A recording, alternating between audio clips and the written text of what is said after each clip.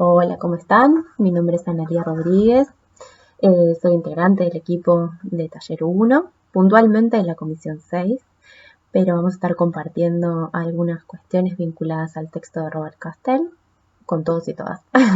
Bueno, todos dicen que no hay que fingir normalidad en este contexto y en lo personal esto de hablarle a una cámara no me resulta nada normal, así que me preparé algunos papelitos de colores que me hacen pensar que estamos cerca del pizarrón y voy a tratar de imaginarme si se va entendiendo o no a partir de las caras que son siempre tan fundamentales cuando estamos en clase, sus preguntas, ¿no? Bueno, les hicimos llegar a un texto de Robert Castell, que es un sociólogo francés, que falleció hace unos 7 años más o menos, y que si bien van a encontrar en el texto algunas referencias puntuales a la sociedad francesa, con fechas y cuestiones y características, muchas de ellas nos ayudan a pensar qué ocurrió con el neoliberalismo a partir de 1976 en nuestro país. El concepto principal que nos va a proponer Robert Castell es el de inseguridad social. De hecho, el libro se llama La inseguridad social, que es estar protegido. Y ustedes van a encontrar la introducción y el capítulo número 3, que se llama El aumento de la incertidumbre. Bien, en la introducción, el autor nos va a plantear que hay dos pilares de protección, las civiles y las sociales. Las civiles refieren a las libertades individuales sobre los bienes que se garantizan en el marco de Estado de Derecho, y las sociales son aquellas que refieren a los sistemas de seguridad social, ¿sí? Estos dos sistemas de protección que nosotros podemos distinguir o mencionar en este momento no existieron siempre, ¿no? En un primer momento de la construcción de la modernidad, justamente el autor lo llama modernidad restringida, había mayor énfasis sobre las protecciones civiles y no había un desarrollo de las protecciones sociales, ¿no? El desarrollo de las protecciones sociales nosotros las podemos identificar a lo largo de la historia en el marco de la modernidad organizada, ¿sí? ¿Cuándo ocurrió la modernidad organizada? Robert Castell va a mencionar que esto tiene lugar especialmente después de la Segunda Guerra Mundial, y en nuestro país lo identificamos con el proceso que se dio a partir del peronismo en 1945, ¿sí? La introducción va a plantear la hipótesis del libro, el autor, y lo que va a mencionar es que existe un desfasaje, él va a decir un desfase, ¿no? Un desfasaje o una distancia entre las expectativas que hemos construido socialmente respecto de los sistemas de protección colectiva y la capacidad real que tienen los sistemas de protección colectiva de funcionar en lo concreto, en lo real, en la vida cotidiana de todos nosotros. Esa distancia entre lo que socialmente esperamos y lo que efectivamente ocurre, esa distancia da lugar a pensar en la inseguridad social, ¿no? En la incertidumbre, ¿no? Si nosotros socialmente esperamos que el Estado nos proteja de determinado modo, después cuando ocurren determinadas contingencias, esa seguridad o esa protección no ocurre en los términos esperados, eso va a denominar inseguridad social el autor. ¿Bien? Vamos más o menos hasta ahí. El capítulo número 3, que se llama Aumento de la incertidumbre, va a ser un recorrido histórico en donde nos va a describir cómo se dio ese proceso de modernidad organizada, qué derechos y de qué modo se daban las protecciones sociales para poder entender cuando digamos, se fragilizan, se debilitan esas protecciones, se generan los procesos de inseguridad o de incertidumbre. ¿Bien? Entonces, lo que va a decir el autor es que en el proceso de modernidad organizada, que inicia en la Segunda Guerra Mundial, empieza a haber una mayor intervención estatal para asegurar la protección, ¿no? Esta mayor seguridad estatal viene a cumplir una función en evitar los riesgos de la disociación social, ¿sí? El Estado empieza a implicarse en estos sistemas de protección y de hecho da lugar a la conformación de lo que nosotros llamamos sistemas de seguridad social, ¿sí? Estos sistemas de seguridad social, el autor va a mencionar que tiene dos pilares, ¿no? Las protecciones sociales tienen dos pilares, y estos dos pilares son el Estado y una palabra bastante compleja de decir de corrido, que son las categorías socioprofesionales homogéneas, ¿sí? Hay una flechita ahí que nos da una pista de a qué se refiere, porque por ahí puede parecer un término muy desconocido para todos nosotros, pero se refiere a los sindicatos, ¿sí? ¿Por qué lo llama de esa manera? Las categorías socioprofesionales homogéneas va a referir a, vieron que los sindicatos se conforman en base a las personas que desarrollamos una misma tarea. Aunque trabajemos, por ejemplo, nosotros siempre uso el ejemplo en la universidad, ¿no? En la universidad trabajamos tres grandes grupos, habitamos la universidad tres grandes grupos, los estudiantes y las estudiantes, docentes y no docentes. Sin embargo, por más que estamos en el mismo ámbito, en el mismo espacio, compartimos el aula, compartimos los pasillos, tenemos tres modos de agruparnos sindicalmente distintos, ¿no? Entonces, por ejemplo, los docentes y las docentes universitarias, tenemos los gremios de docentes universitarios, donde compartimos más con docentes de otras universidades que quizás con la realidad de los no docentes o de los estudiantes, ¿no? O sea, es un trabajo que nos proponemos siempre, los diferentes grupos, compartir entre estudiantes, entre docentes y no docentes. Sin embargo, lo que nos agrupa es la característica de nuestra tarea, ¿no? Entonces, los estudiantes tienen los centros de estudiantes, los no docentes tienen su gremio no docente y los docentes tenemos nuestro gremio docente. A eso nos ayuda, quizás ese ejemplo nos ayuda a pensar lo de homogéneo, ¿no? Es decir, uno se agrupa sindicalmente según el perfil ocupacional o la tarea que desarrolla, ¿no? Incluso, por ejemplo, no sé, en los supermercados, quienes están a cargo de la distribución de la mercadería están en los gremios de los camioneros y los que trabajan como cajeros están en el gremio del comercio, ¿sí? Entonces, según la tarea que realizan, ¿sí? Es decir, lo común que tiene la tarea, podríamos decir ahí que es socioprofesional y socioocupacional. Quizás la palabra ocupacional nos ayuda más a desentrañar este término, ¿no? Entonces, la categoría socioprofesional homogénea se refiere a los sindicatos, y ustedes, si piensan en algunos ejemplos de la vida de ustedes o de sus familias, van a darse cuenta que uno en el sindicato se agrupa, ¿no? Se junta con quienes desarrollan una tarea parecida. ¿Por qué el autor plantea que el Estado y los sindicatos son sistemas de protección colectiva? Por un lado, el Estado protege a través de las políticas sociales, ¿no? A lo que llamamos, lo vamos a ver en profundidad en la unidad 2, lo que llamamos la distribución secundaria del ingreso, ¿no? Cuando hay escuelas públicas, cuando hay hospitales, cuando hay centros de salud, cuando hay planes de vacunación, cuando hay regulaciones sobre el mercado de trabajo, son formas en las que el Estado interviene para asegurar mayor protección, es decir, que no estemos los individuos solos resolviendo las contingencias de nuestra subsistencia, ¿no? Y los sindicatos, en aquel periodo de la modernidad organizada, tenían una fuerte incidencia en la protección, porque permitían regular las cuestiones vinculadas al trabajo, ¿no? Recuerden que era una época en donde había grandes empresas, donde el trabajo estaba bastante estandarizado, ¿no? Por ahí en la historia de sus familias pueden encontrar ejemplos de quienes jóvenes que entraban como operarios en una fábrica y llegaban hasta jubilar en el mismo trabajo, y de hecho muchas veces realizando una tarea muy similar a lo largo de toda su trayectoria laboral, ¿no? Entonces, en periodos de pleno empleo, de estandarización del trabajo, en donde había sindicatos fuertes justamente porque había muchos afiliados a esos gremios por justamente la condición de que hubiera muchos trabajadores. Los sindicatos ofrecían protecciones, ¿no? Uno no podía ser despedido, uno no tenía que negociar individualmente cuál era el aumento de su salario o qué protecciones necesitaba para realizar su trabajo de forma segura, ¿no? Entonces, ahí uno puede ver por qué un poco la importancia de los sindicatos organizados por tarea. Quizás los docentes no necesitamos protecciones auditivas para desarrollar nuestra tarea, pero hay empleados o hay obreros en donde la cuestión de la protección auditiva o visual o de otras cuestiones vinculadas a la salud son muy relevantes por el tipo de tarea que realizan, ¿no? Entonces, los sindicatos, ¿en qué sentido ofrecen esa protección?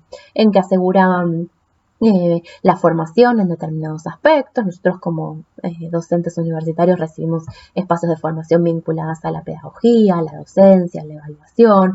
Los sindicatos ofrecen las obras sociales, ¿no? Que es un sistema muy importante, muy significativo para la atención de la salud. Las cuestiones vinculadas a la regulación de los salarios, a la cantidad de horas que podemos trabajar, en qué condiciones se da nuestro trabajo, ¿no? Entonces, los sindicatos también han ofrecido cuestiones vinculadas a la educación, a la formación, a las vacaciones, por ejemplo, ¿no? Digamos, al turismo, vinculado al turismo social, vinculado al desarrollo de los sindicatos también. Entonces, todas esas acciones que desarrollan los sindicatos hacen a la protección, digamos, a la importancia de que no son los individuos individualmente, los sujetos individualmente que deben resolver esas necesidades. Bien. Entonces, el Estado a través de las políticas sociales, el sistema de seguridad social y los sindicatos, durante el periodo de modernidad organizada de Estado social, lograron ofrecer o consolidar sistemas de seguridad social basados en la noción de derecho. Estos sistemas de protección colectiva, a partir de la década del 70, y en nuestro país lo podemos ubicar claramente con la dictadura militar de 1976, empiezan a debilitarse. ¿Cuáles son algunos de los motivos de este debilitamiento que va a mencionar el autor?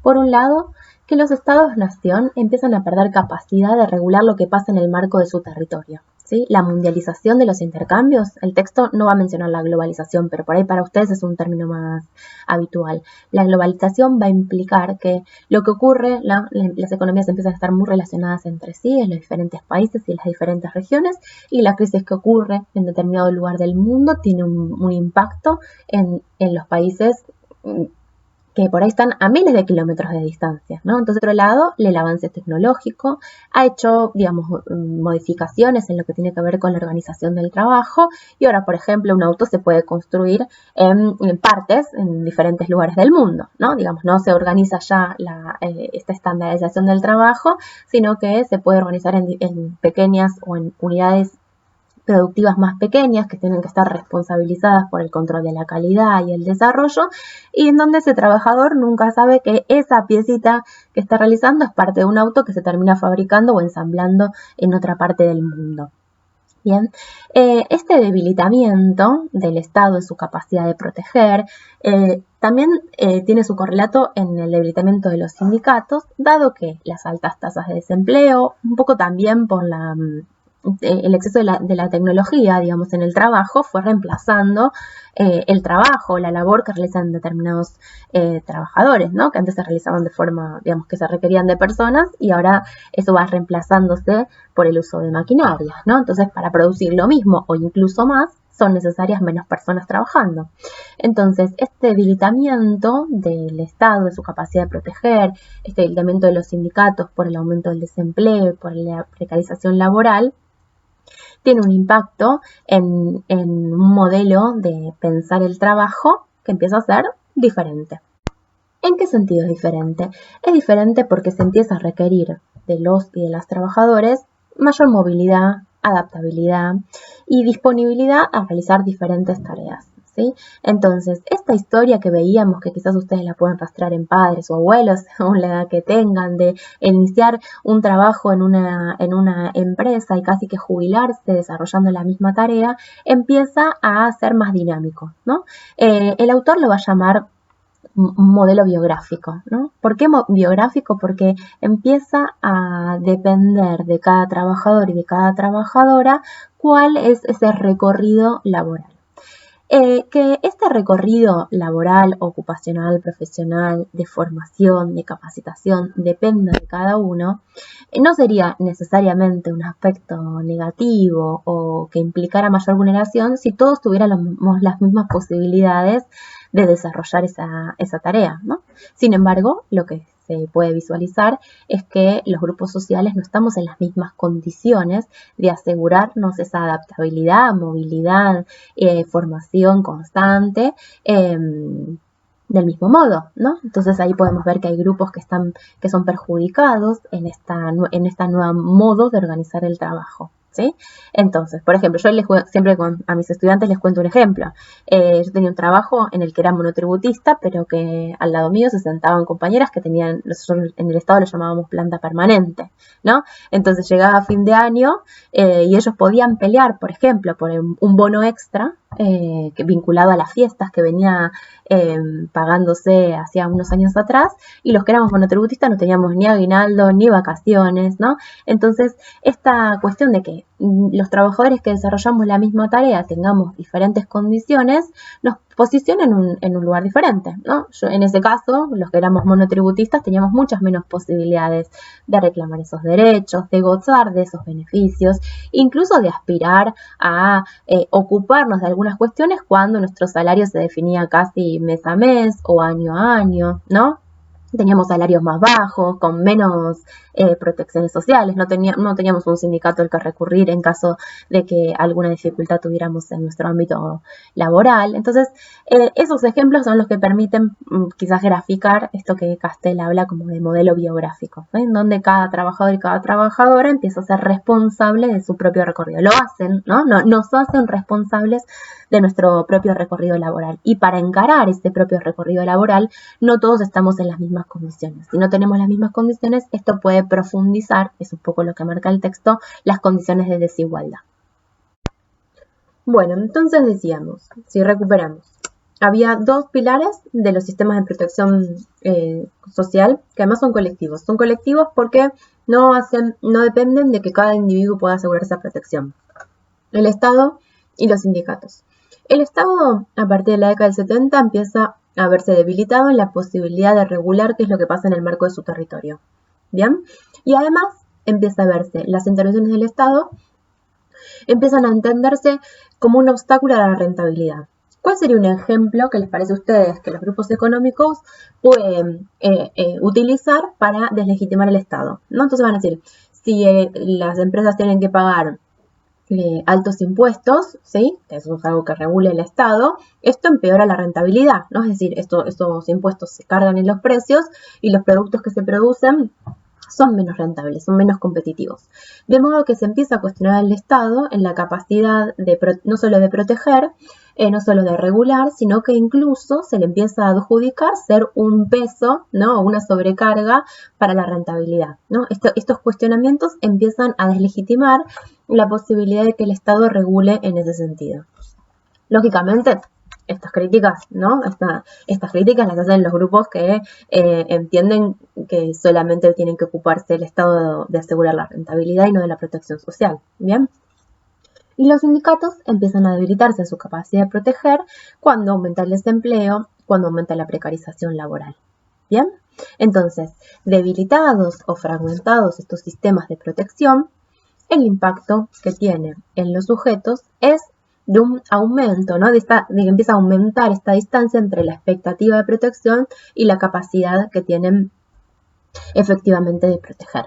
Bien, cuando estos sistemas de protección colectiva que mencionábamos anteriormente se debilitan, esto produce en los sujetos un aumento de la incertidumbre. Bien, a eso refiere un poco el título del texto. Luego, Robert Castell va a hablar puntualmente de qué ocurre en algunos sectores en particular, en donde este aumento de la incertidumbre, que está claramente producido no por lo que le pasa a los sujetos individualmente, sino por cómo se debilitan los sistemas que hasta ahora los venían protegiendo, son estigmatizados como clases peligrosas, ¿sí? Un poco la vuelta que le quiere dar el texto de Robert Castell es poder entender o poder reflexionar respecto de esto que le pasa a determinados sectores sociales, no tiene que ver con una responsabilidad individual o de esos propios grupos, sino de cómo se han debilitado los sistemas de protección colectiva. A partir de esto, ¿se animan a que definamos qué es la inseguridad social? Bueno, yo les hago una propuesta de aproximación a la definición de inseguridad social. Ustedes nos dicen si se entiende, si queda alguna duda o cómo podemos completarla.